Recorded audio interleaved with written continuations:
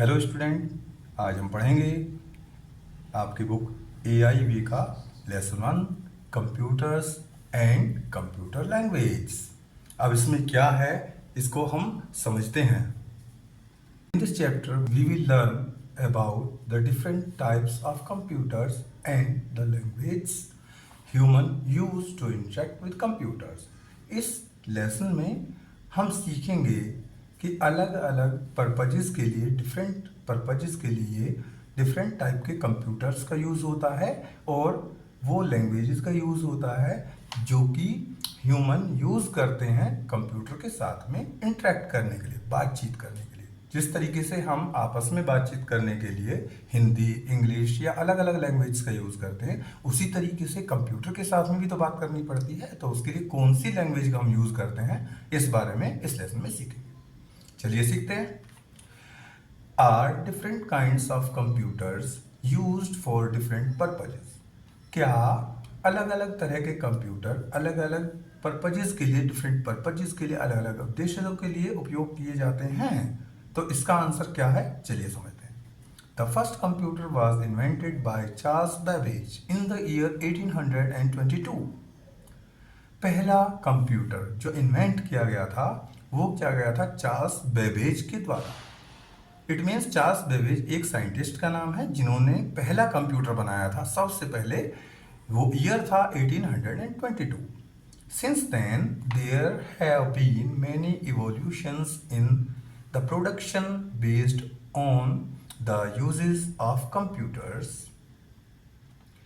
तब से बहुत सारे इवोल्यूशंस हो चुके हैं, बहुत सारे प्रगति हो चुकी हैं प्रोडक्शन में कंप्यूटर के। जैसे जैसे यूजेस वैसे वैसे कंप्यूटर्स बनते चले गए हैं।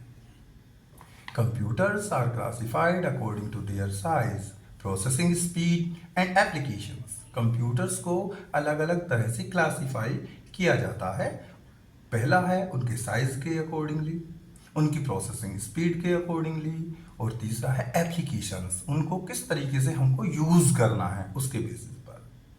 The 4 different categories of computers are micro computers, mini computers, mainframe computers and super computers. सबसे पहले जो 4 डिफरेंट कैटेगरीज हैं, सबसे पहले उसमें आता है माइक्रो कंप्यूटर, सेकेंड पोजिशन पर आता है मिनी कंप्यूटर, थर्ड पोजिशन पर मेन फ्रेम, और उसके बाद में सुपर कंप्यूटर्स। सबसे पहले हम समझते हैं माइक्रो कंप्यूटर्स। ये माइक्रो कंप्यूटर होता क्या है? Micro computers are designed for personal use. Micro computer को डिजाइन किया जाता है पर्सनल यूज के लिए। They are small in size and come at a lowest price. वे छोटे साइज के होते हैं और सस्ते आते हैं। They are also known as personal computers और पीसीज। उनको पर्सनल कंप्यूटर या पीसी भी कहते हैं। Examples desktop computer, laptop, smartphone and so on. ये माइक्रो कंप्यूटर के एग्जाम्पल्स हैं। डेस्कटॉप कंप्यूटर होते हैं, लैपटॉप होते हैं, स्मार्टफोन जैसा आप लोगों ने देखा ही होगा, और बहुत सारी इसी तरह की चीज़ें होती हैं। इसके बाद में बात आती है the types of micro computers are. Micro computer की अलग अलग टाइप जो हैं उनको समझते हैं। Number first is desktop computer. देखो जैसे आप पिक्चर में ये देख रहे हैं, ये पूरा का पूरा जो है ये डेस्कटॉप कंप्यूटर है। चलो उसके बारे में जान लेते हैं। Desktop computer is made of different units such as monitor, CPU, keyboard and mouse. Desktop computer जो होता है वो अलग अलग यूनिट्स को मिला करके बनता है, जिनमें से मॉनिटर, सीपीयू, कीबोर्ड और माउस है। Which are connected to each other by wires, जो कि एक दूसरे से वायर्स के थ्रू जुड़े हुए होते हैं, कनेक्टेड रहते हैं, वायर्स के थ्रू अटैच रहते हैं।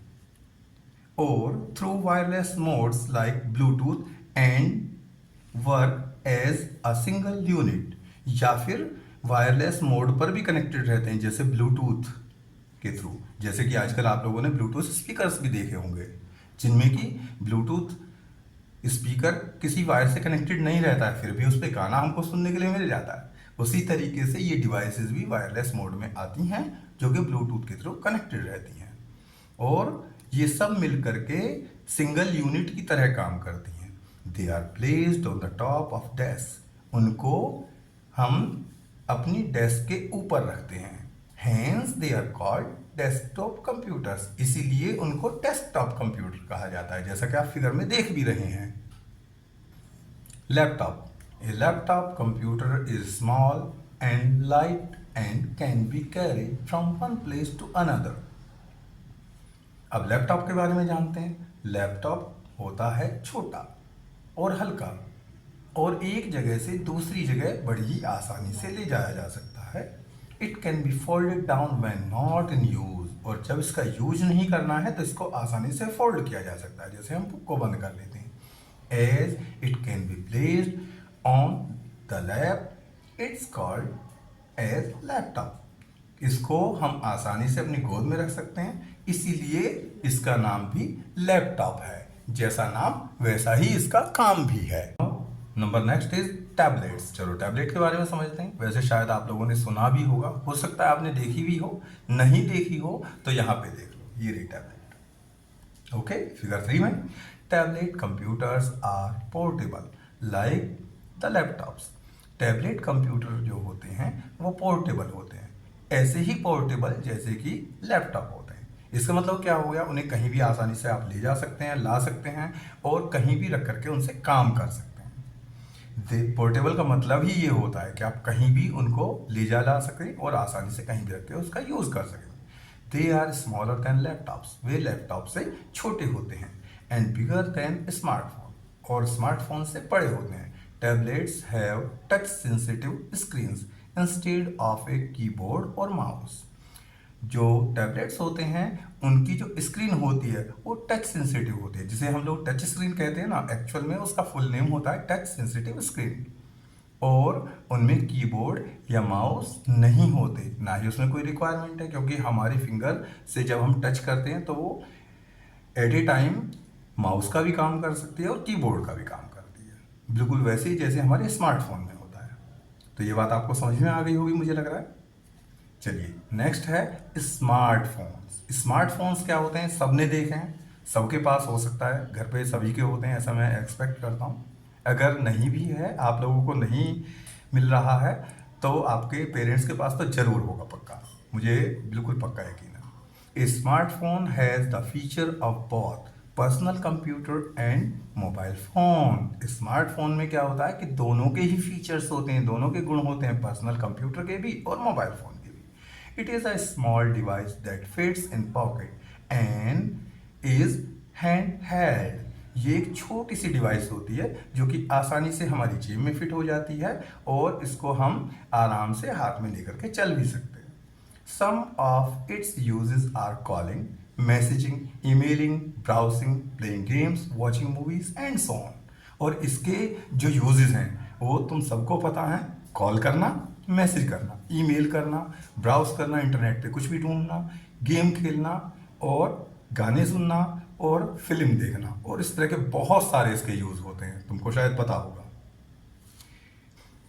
Hand held devices. Hand held devices का मतलब यही है कि जिनको हम आसानी से हाथ में लेकर के चल सकते हैं, कैरी कर सकते हैं, ऐसी डिवाइसेस को कहा जाता है हैंड हेल्ड डिवाइसेस। देखो जैसे कि आप पिक्चर में भी देख रहे हो, इस पिक्चर्स में आपको दिखाई दे रहे होंगे स्मार्टफोन्स दिखाई दे रहे हैं और आपको दिखाई दे रहे हैं कुछ टैबलेट्स दिखाई दे रहे हैं। इसी तरह के छोटे बड़े डिफरेंट साइज के आपको स्मार्ट डिवाइसेस इसमें दिखाई दे रहे हैं। इन्हीं सब डिवाइसेस के बारे में हमको बताया गया है। चलो समझने की कोशिश करते हैं। The hand held devices also called as personal digital assistants, PDA। जो हैंड हेल्ड डिवाइसेस होती हैं उनको पर्सनल डिजिटल असिस्टेंट कहा जाता है। पर्सनल मतलब व्यक्तिगत, जो हमारा खुद का होता है, ऐसा digital assistant. Have the features of a desktop computer but are small enough to be hand held और फिट इनसाइड द पॉकेट। और इनमें फीचर होते हैं डेस्कटॉप जैसे, लेकिन ये साइज में इतने छोटे होते हैं कि इन्हें आसानी से हम अपने हाथ में कैरी कर सकते हैं या अपनी जेब में रख सकते हैं। सब examples of handheld computers are smartphone, notebooks, tablets। कुछ एग्जाम्पल हैं हैंड हेल्ड कंप्यूटर के। स्मार्टफोन, जैसा अभी हमने ऊपर पढ़ा था, नोटबुक्स और टैबलेट्स। टैबलेट और स्मार्टफोन की हम बात कर चुके हैं, नोटबुक्स की बात फिर समझेंगे। ठीक है, चलिए अब आगे बढ़ते हैं।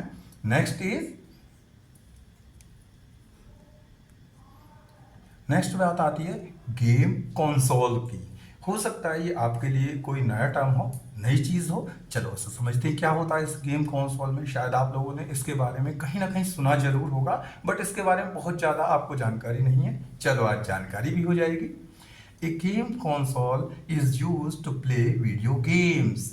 गेम कंसोल यूज किया जाता है वीडियो गेम खेलने के लिए। The handheld game console comes with display screen and controllers.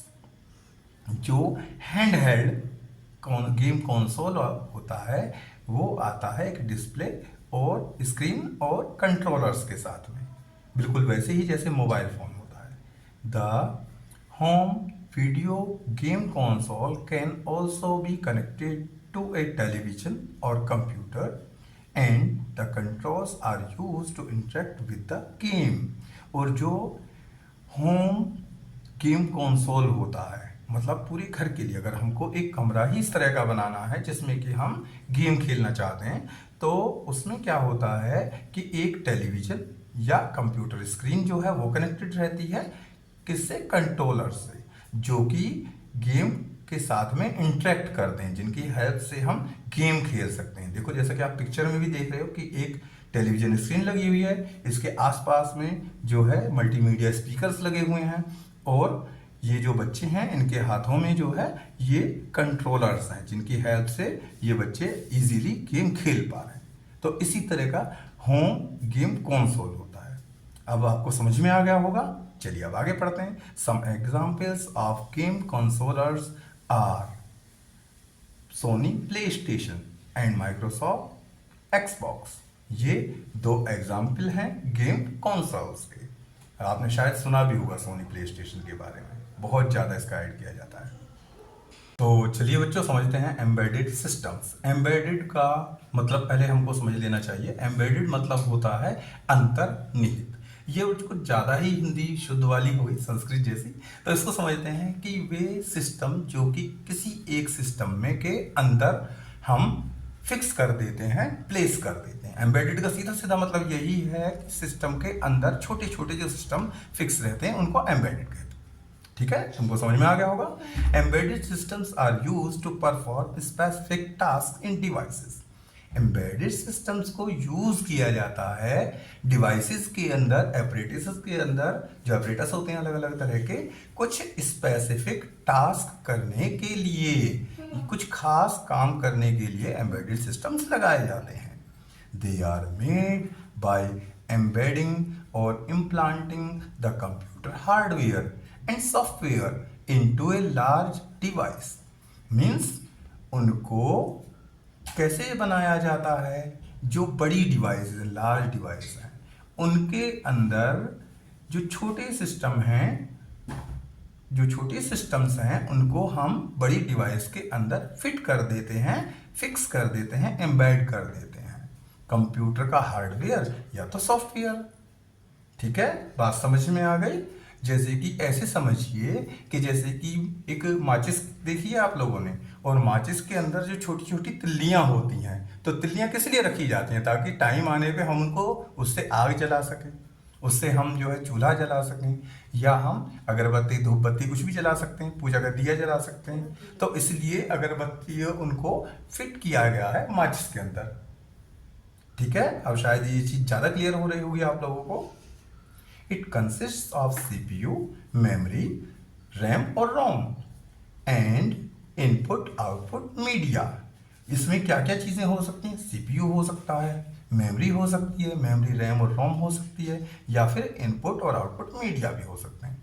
They are also called as micro controllers and they are use to control devices.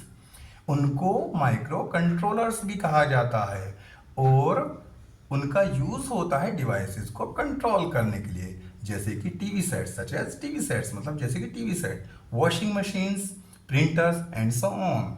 जैसे कि TV set, washing machine, printer और ऐसी बहुत सारी devices में इनका यूज होता है। अदर टाइप ऑफ कंप्यूटर्स, दूसरी तरह के कंप्यूटर्स। अब तक जो बात हुई थे एक तरह के कंप्यूटर की बात हुई है, अब दूसरी तरह के कंप्यूटर कैसे होते हैं चलिए समझते हैं। First is mini computer. Mini computer कैसे होते हैं इसको समझते हैं। A mini computer is a multi user systems which means it can be used by more than one user simultaneously. Mini computer जो होता है ये मल्टी यूजर सिस्टम्स होते हैं। इसका मतलब क्या हो गया कि इस तरह के जो कंप्यूटर हैं उन्हें कभी भी कहीं भी एक से ज़्यादा यूज़र अचानक से यूज़ कर सकते हैं, कभी भी जब भी जैसी ज़रूरत होगी तभी। Mini computers are less powerful than mainframe computers और super computers but more powerful than desktop computers. Mini computers जो होते हैं वो मेन फ्रेम और सुपर कंप्यूटर से कम पावरफुल होते हैं, लेकिन ज़्यादा पावरफुल होते हैं डेस्कटॉप कंप्यूटर से। और डेस्कटॉप कंप्यूटर्स जैसा आपको याद होगा वही कंप्यूटर होते हैं जो मोस्टली हमारे घर में ऑफिसेज में होते हैं, जैसे लैपटॉप, डेस्कटॉप हमने पिछली सेशन में पढ़ा था। Hence they are more expensive, और इसीलिए ये ज़्यादा महंगे भी होते हैं। भाई ज़्यादा यूज़र काम करेंगे तो ज़्यादा महंगा होगा, सीधी सीधी बात है। They are used as the places such as banks, corporate organizations, institutions and universities and so on. Way use किए जाते हैं ऐसे जगहों पर जैसे कि बैंक, कॉरपोरेट ऑर्गेनाइजेशंस में, इंस्टीट्यूट्स में, कॉलेजों में, यूनिवर्सिटी में और ऐसी बहुत सारी जगहों पर। Where a high processing speed is required, जहाँ पर प्रोसेसिंग स्पीड ज़्यादा रखनी होती है। कोई भी जो कमांड दी जा रही है वो कितनी जल्दी से परफॉर्म हो रही है, जो भी वर्क है बहुत फटाफट काम होना चाहिए। Mini computers are also called as mid range computers. Mini computers को मिड रेंज कंप्यूटर भी कहते हैं, मतलब बीच की रेंज के, ना तो बहुत ज़्यादा महंगे, ना ही बहुत ज़्यादा सस्ते, ना ही बहुत ज़्यादा पावरफुल, ना ही बहुत कम पावरफुल। एग्जाम्पल्स, इनके जो एग्जाम्पल हैं वो हैं HP 300 and TI-990।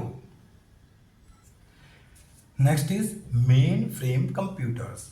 Main frame computers कैसे होते हैं चलिए जानते हैं। Mainframe computers are bigger in size and more powerful than mini and micro computers. Mainframe computer जो होते हैं वो साइज में बड़े होते हैं और ज़्यादा पावरफुल भी होते हैं मिनी और माइक्रो कंप्यूटर्स से। A mainframe computer acts as a central processing unit (CPU) for the smaller systems connected with it.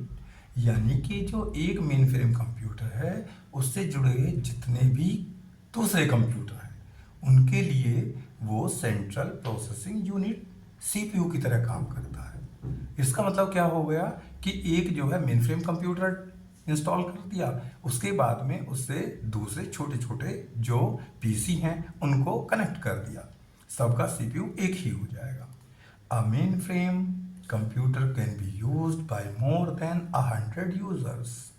एक मेन फ्रेम कंप्यूटर को एक से ज़्यादा यूज़र एक ही टाइम पर यूज कर सकते हैं। साइमल्टेनियस का लीगा मतलब हमने जो है पीछे समझ ही लिया था, जहाँ जैसी जरूरत हो कभी भी। Mainframe computers are used for critical operations and bulk data processing at places such as banks, large-scale organization, scientific laboratories, stock exchange markets, and so on.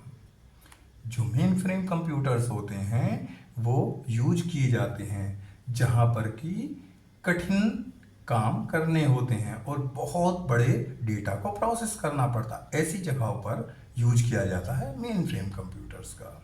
जैसे कि साइंटिफिक लेबोरेटरीज हो गई, बैंक हो गए, लार्ज स्केल ऑर्गेनाइजेशन हो गई, बड़ी बड़ी कंपनियां हो गई, या स्टॉक एक्सचेंज मार्केट हो गई। एग्जाम्पल्स हैं इनके UNIVAC first and IBM Z series. ये दो मॉडल्स और कंपनी के नेम दिए हुए हैं। That's okay. Next is supercomputers. Supercomputers are the fastest in the term of processing speed and they are most powerful among all types of computers. जैसा कि नाम से ही पता चल रहा है, सुपर कंप्यूटर जो होते हैं प्रोसेसिंग स्पीड में सबसे तेज होते हैं और सबसे ज़्यादा पावरफुल भी होते हैं. Google uses supercomputers to process the images taken from their satellites. Google use करती है सुपर कंप्यूटर्स को उन इमेजेस की प्रोसेसिंग करने के लिए जो कि ली जाती हैं देयर सैटेलाइट. गूगल के जो सैटेलाइट हैं जिन इमेज को लेते हैं उनको प्रोसेसिंग की जाती है सुपर कंप्यूटर से, through which we can use Google Earth and Google map, जिससे कि हमको गूगल मैप और गूगल अर्थ एप्स को यूज कर पाते हैं, जिसकी वजह से they are also use at places where intensive tasks are carried out. और वो ऐसी जगह पर भी यूज़ किए जाते हैं जहाँ पे बहुत सारा काम करना होता है, such as climate and space research, जैसे कि मौसम और अंतरिक्ष की रिसर्च जो होती है उस काम में, वेदर फोरकास्टिंग मौसम की पूर्व जानकारी में, ऑयल एंड गैस एक्सप्लोरेशन में तेल और गैस के ढूंढने में, सैटेलाइट कंट्रोल में एंड सो सैटेलाइट के कंट्रोल में भी. There are 15 super computers in India. India के पास अपने 15 सुपर कंप्यूटर हैं, जिनमें among which Param, Siddhi AI, Mihir and Pratyush are ranked among the top 500 fastest in the world. जिनमें कि अपने इंडिया के जो कंप्यूटर के अभी अभी नाम लिए हैं ना हमने, परम, सिद्धि एआई, मिहिर, प्रत्युष, वो दुनिया के जो 500 टॉप रैंक कंप्यूटर्स हैं, फास्टेस्ट कंप्यूटर सुपर कंप्यूटर्स हैं, उनमें से कुछ एग्जाम्पल हैं जो अपने इंडिया के पास हैं. अभी आप लोगों ने सुना होगा कि चंद्रयान 2 लॉन्च किया गया था, तो चंद्रयान 2 को जो कंट्रोल कर रहे थे वो भी सुपर कंप्यूटर्स ही थे. तभी तो हम यहीं बैठे बैठे उसकी इमेजेस, उसकी पिक्चर्स, वीडियोस, उसका कंट्रोलिंग, कमांड देना, सब कुछ देख पा रहे थे.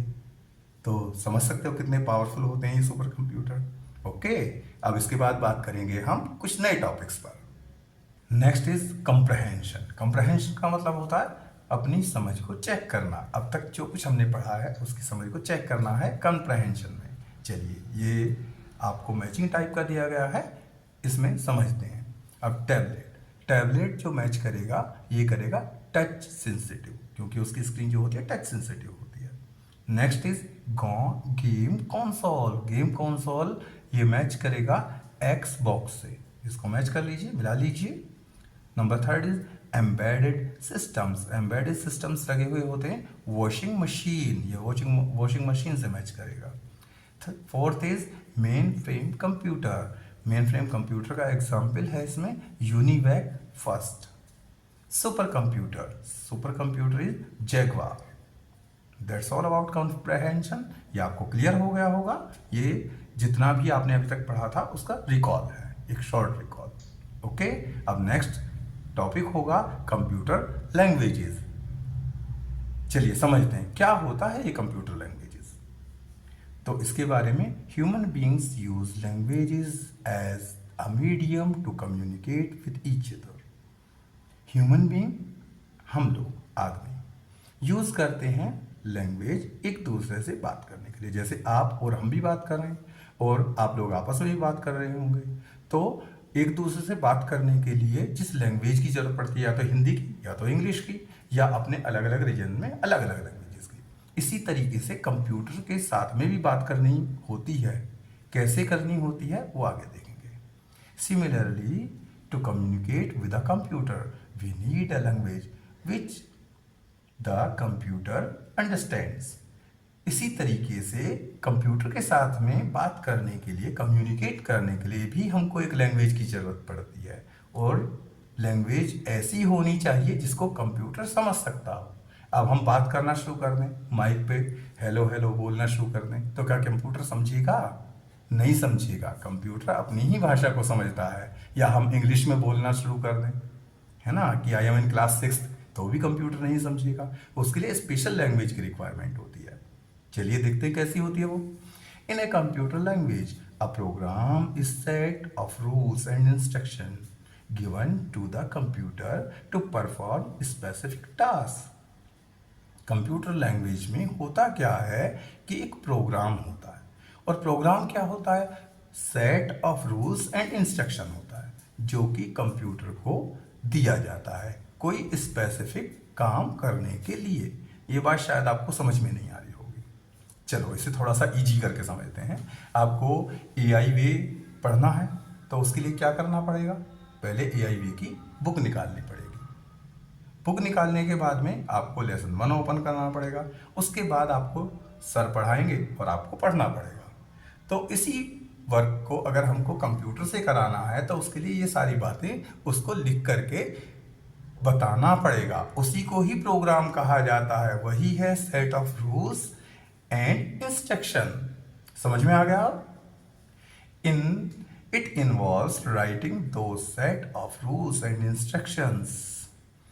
इसमें इन्वॉल्व मीन्स सम्मिलित होता है या इसमें इंक्लूड होता है उन सेट को रूल्स के और इंस्ट्रक्शंस के लिखना इन ए पर्टिकुलर कंप्यूटर लैंग्वेज, और उन रूल्स को भी जो लिखा जाता है एक खास कंप्यूटर की लैंग्वेज में ही लिखा जाता है, तभी वो समझ पाता है, वरना नहीं समझेगा।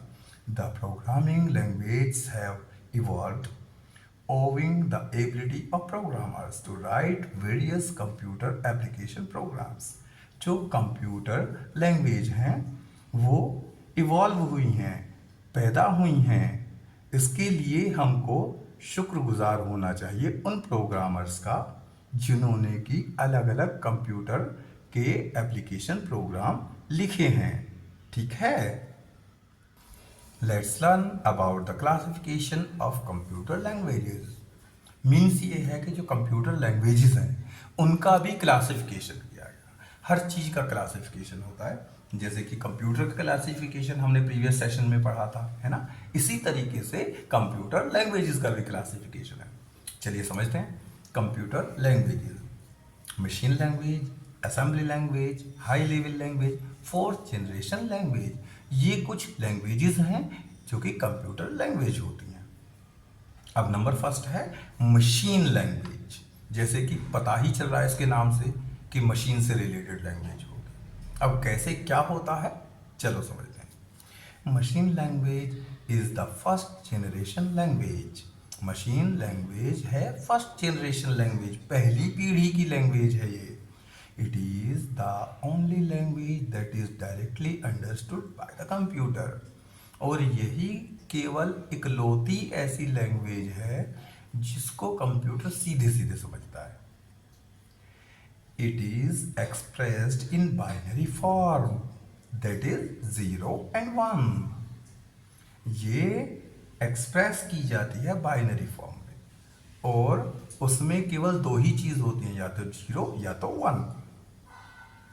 The 0 denotes an off state and 1 denotes an on state।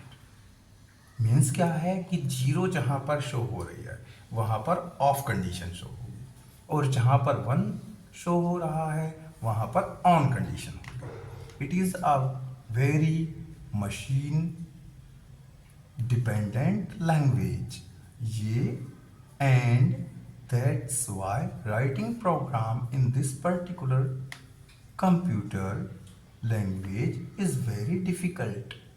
ये जो लैंग्वेज है ये मशीन डिपेंडेंट लैंग्वेज है, और इसमें जो एक खास कंप्यूटर के लिए अगर प्रोग्राम लिखे गए हैं तो वो जो हैं बहुत ही डिफ़िकल्ट होते हैं, बहुत ही मुश्किल होते हैं।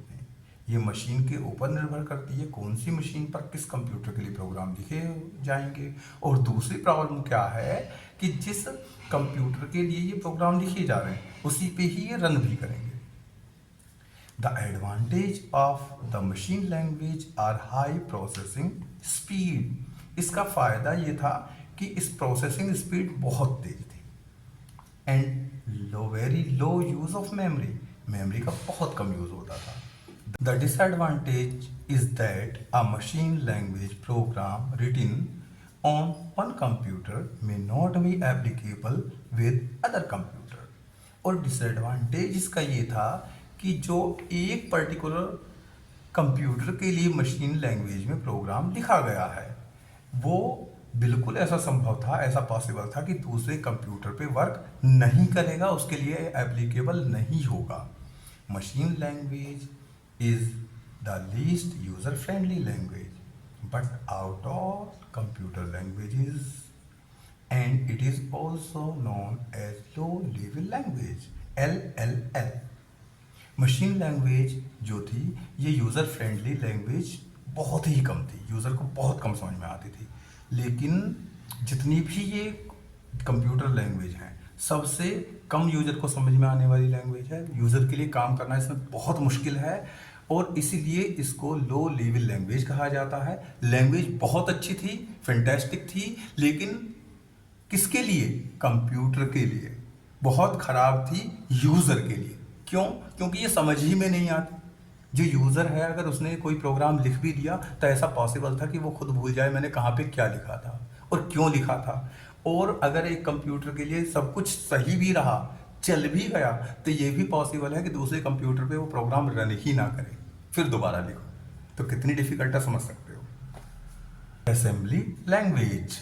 Assembly language is the second generation language and the first user-friendly computer language developed using English word।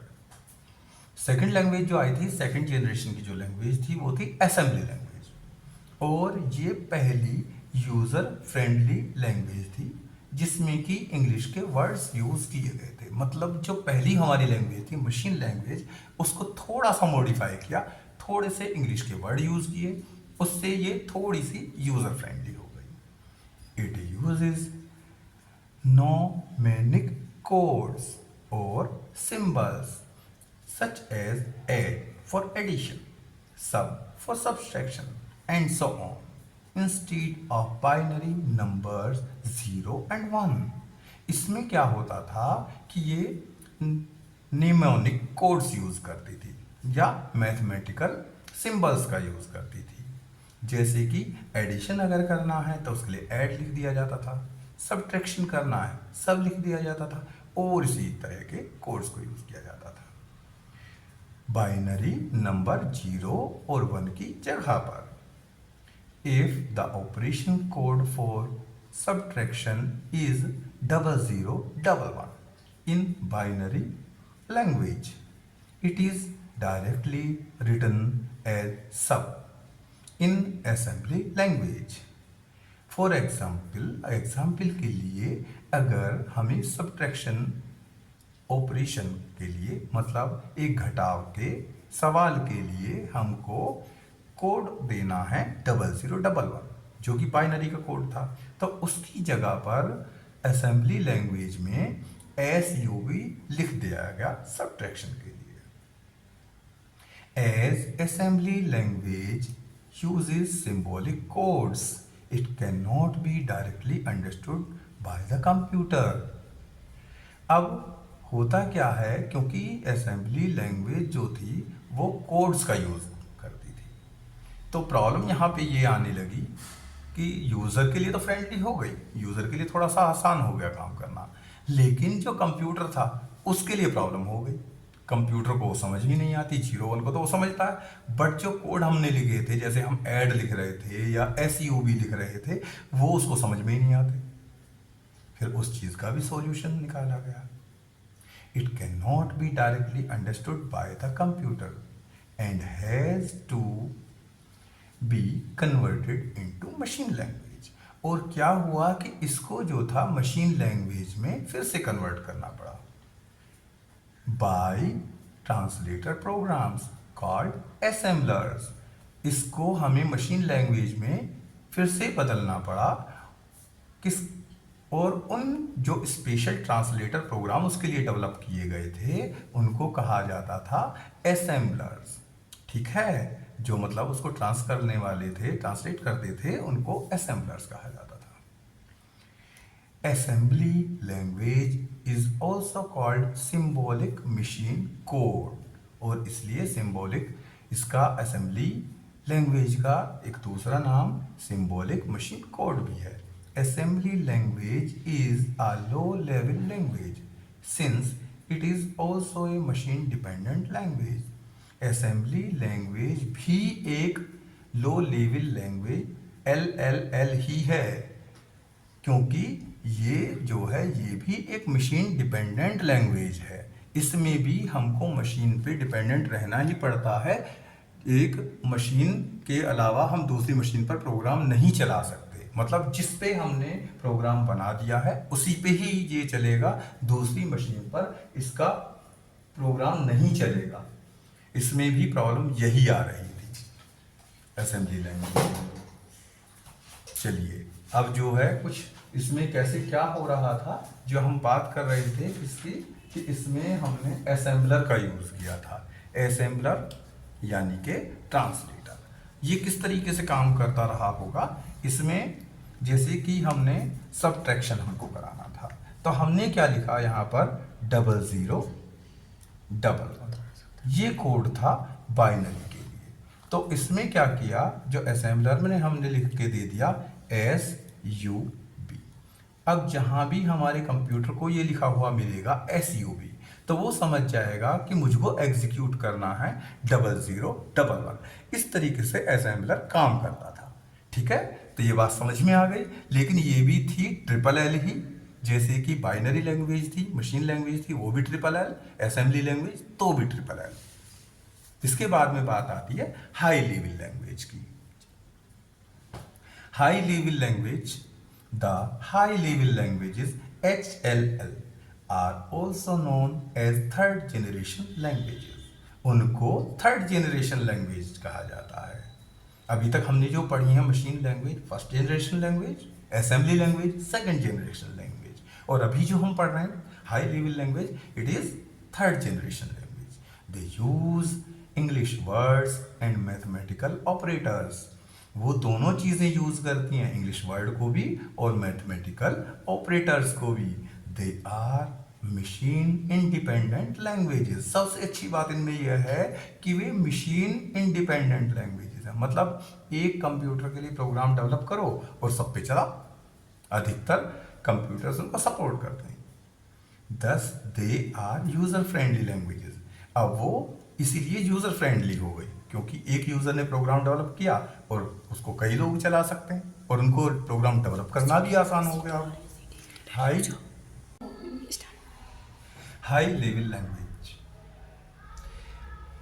has to be converted into machine language by translator programs called as interpreters and compilers.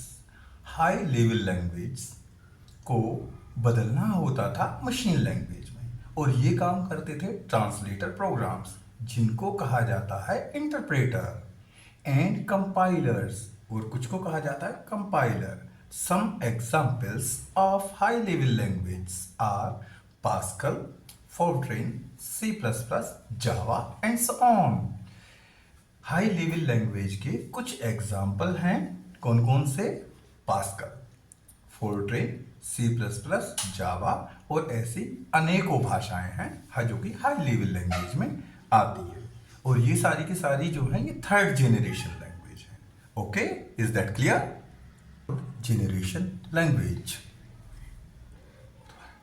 Fourth generation language. The fourth generation language for GL are most user-friendly languages of all the computer programming languages. Means कि जो fourth generation languages हैं जिनको fourth GL से भी denote किया जाता है, ये सबसे ज़्यादा यूज़र फ्रेंडली लैंग्वेज हैं, और ये सारे के सारे जितने भी कंप्यूटर प्रोग्रामिंग लैंग्वेज हैं उन सब में सबसे ज़्यादा यूज़र फ्रेंडली लैंग्वेज हैं। मतलब यूजर्स के लिए इनको यूज़ करना, इनमें प्रोग्रामिंग करना, इनको समझना सबसे ज़्यादा ईजी है। They are independent of any operating systems, और वो किसी भी ऑपरेटिंग सिस्टम पर बेस्ड नहीं है, मतलब लगभग सारे जितने भी ऑपरेटिंग सिस्टम है सबको सपोर्ट करती हैं। And also require minimum efforts from the user to carry out any operations, और किसी भी काम को चलाने के लिए, कोई भी ऑपरेशन करने के लिए, कैरी आउट करने के लिए यूज़र के मिनिमम एफर्ट की रिक्वायरमेंट होती है, यूज़र को कम मेहनत करनी पड़ती है। They have a very fast execution speed, और उनकी जो एग्जीक्यूशन स्पीड है वो भी बहुत फास्ट होती है। मीन्स कि जो भी इनमें प्रोग्राम लिखा जाता है वो बहुत तेज़ी के साथ में एग्जीक्यूट होता है, बहुत तेज़ी के साथ में चलता है। Another advantage of 4GL is that while writing a program, user has to specify only the required result or output. दूसरा एडवांटेज क्या है 4GL का, कि प्रोग्राम लिखने के टाइम पर यूज़र को केवल जो रिक्वायर्ड रिजल्ट है, जो रिजल्ट उसको चाहिए या जो भी आउटपुट चाहिए, केवल उसको लिखना पड़ता है without specifying the sequence of instructions. मतलब जो इंस्ट्रक्शंस की सीक्वेंस है उसको लिखना यूजर को नहीं पड़ता है। Thus, the sequence of instruction to obtain the output is determined by the computer. और जो इंस्ट्रक्शन की सीक्वेंस हैं वो कंप्यूटर खुद से ही डिटरमाइन कर लेता है, खुद से ही समझ लेता है। An example of 4GL is SQL, structured query language. और जो फोर्थ लैंग्वेज हैं, फोर्थ जनरेशन लैंग्वेज हैं, उसका एक एग्जाम्पल है सबसे अच्छा SQL, जो कि जिसकी फुल फॉर्म होती है स्ट्रक्चर्ड क्वेरी लैंग्वेज। एक्चुअल में है क्या कि जब हमको आउटपुट चाहिए होती है तो अभी तक की लैंग्वेज में क्या होती थी कि हमको पूरी उसकी सीक्वेंस देनी पड़ती थी प्रोग्रामर को, कि किस तरीके से हमने इनपुट दिया, उसके बाद में किस तरीके से आउटपुट आएगा, किस पोजीशन पे आएगा, किस कलर का आएगा, किस साइज का आएगा, ये सब कुछ लिख के देना पड़ता था। लेकिन फोर्थ जनरेशन लैंग्वेजेस में ऐसा नहीं है, कंप्यूटर खुद से डिसाइड कर लेता है, जैसा इनपुट उसके अकॉर्डिंगली कंप्यूटर खुद डिटरमाइन कर लेता है कि हमें कैसा आउटपुट शो करना है। तो ये इजी हो गई। ठीक है, ये आपको समझ में आ गया होगा लैंग्वेजेस के बारे में। That's all about the languages. इसके बाद में बात होगी लैंग्वेज प्रोसेसर्स की, कि लैंग्वेज प्रोसेसर्स क्या होते हैं। चलिए इसके बारे में समझें, पढ़ें।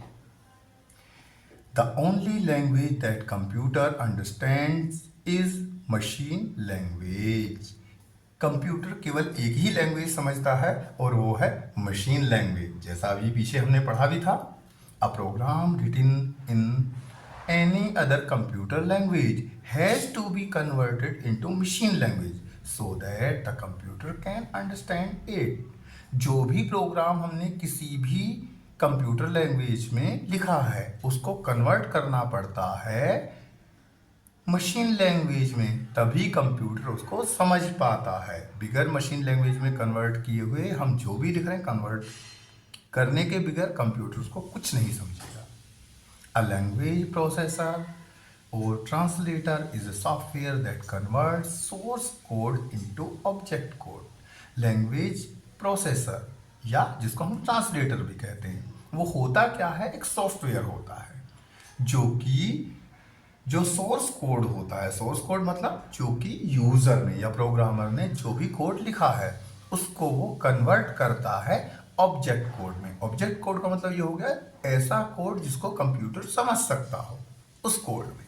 बिल्कुल वैसे ही जैसे कि आपके इंग्लिश टीचर आपको इंग्लिश पढ़ाती हैं तो वो बुक से इंग्लिश पढ़ती हैं, उसके बाद में आपको समझाने के लिए वो हिंदी में समझाती हैं, तभी तो वो आपके काम का हो पाता है। अगर आपको केवल इंग्लिश ही इंग्लिश पढ़ाया जाए, हिंदी का एक वर्ड भी नहीं बोला जाए, तो क्या आपको समझ में आएगा? वैसे ही कंप्यूटर को भी समझाने के लिए उसकी लैंग्वेज में चाहिए उसको।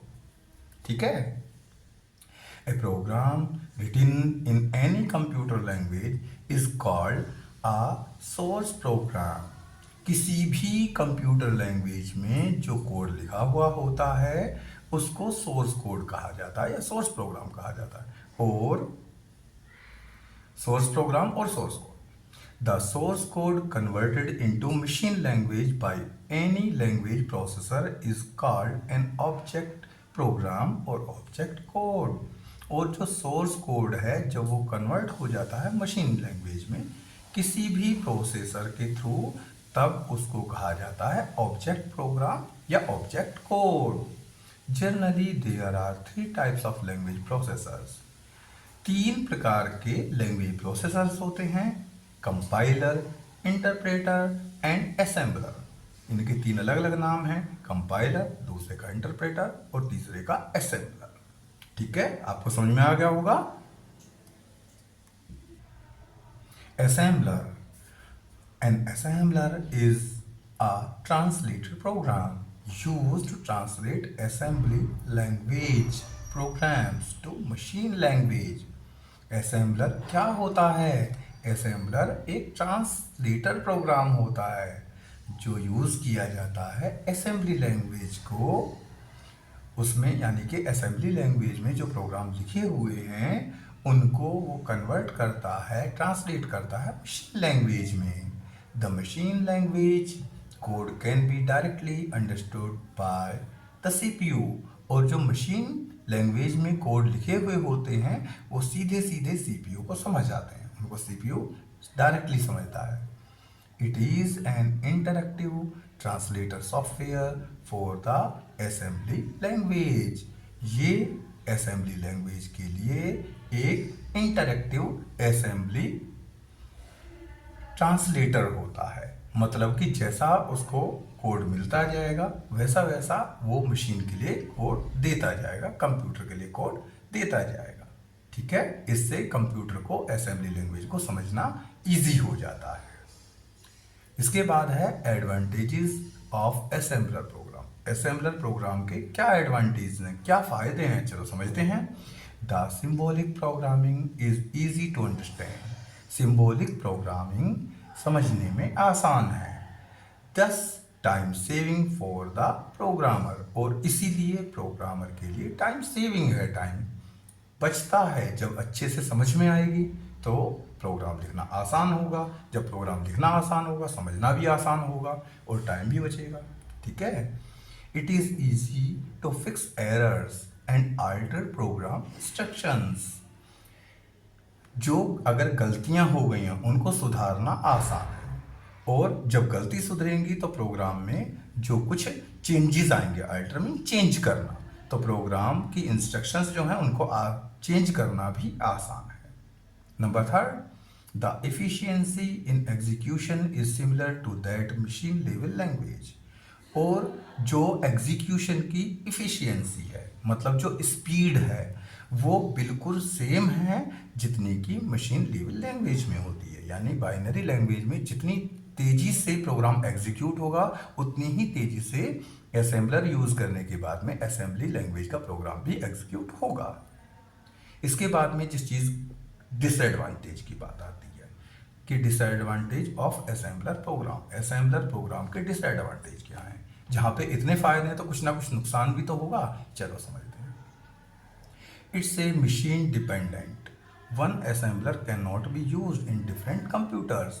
ये मशीन डिपेंडेंट होता है, एक असेंबलर को हम दूसरे अलग अलग कंप्यूटर्स पे यूज नहीं कर सकते। A small change in the design of computer can invalidate the whole assembler. अगर हम एक स्मॉल चेंज करते हैं कंप्यूटर में तो ऐसा हो सकता है कि ये पूरे असेंबलर को ही इनवैलिडेट कर दे, उसको समझे ही ना। बिल्कुल ऐसे संभव है कि जैसा थोड़ा सा भी चेंज कंप्यूटर में अगर हुआ तो वो जो असेंबलर है वो अनयूजेबल हो जाएगा, इनवैलिड हो जाएगा, खराब हो जाएगा।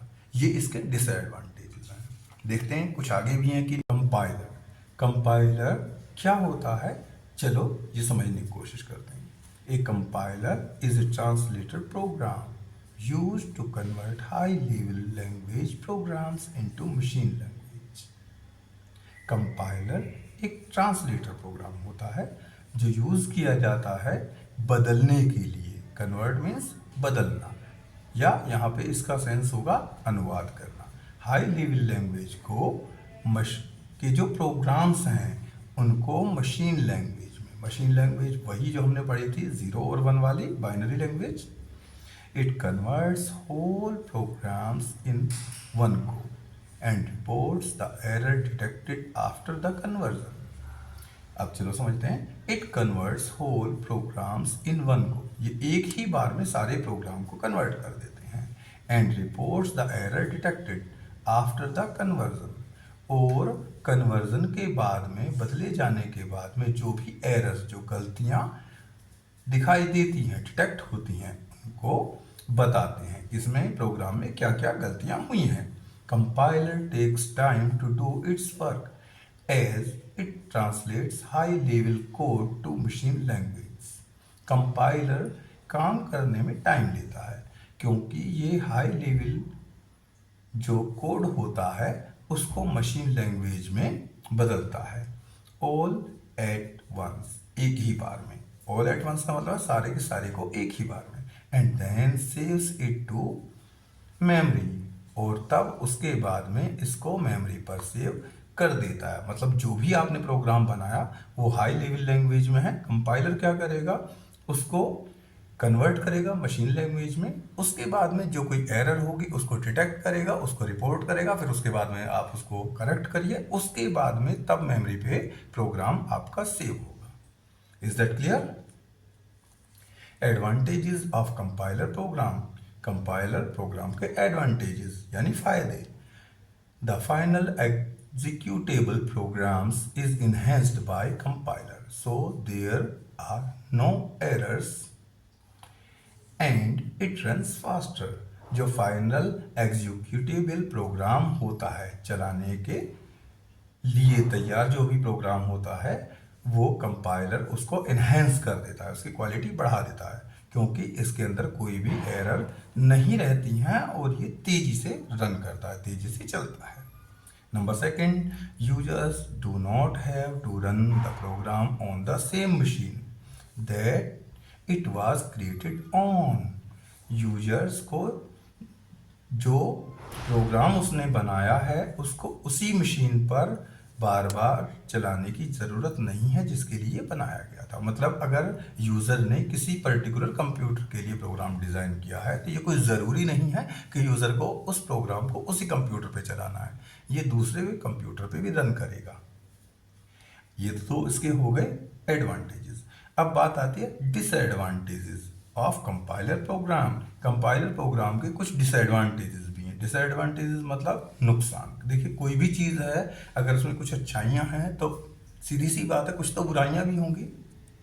Number 1, it slow to execute as you have to finish the whole program. It is slow to execute. Execute करना, इसको काम में लाना, जारी करना, एग्जीक्यूशन जो है इसका वो स्लो हो जाता है। क्यों? क्योंकि you have to finish the whole program. सबसे पहले आपको पूरा प्रोग्राम बनाना पड़ेगा, उसके बाद में प्रोग्राम रन करेगा, एग्जीक्यूट करेगा।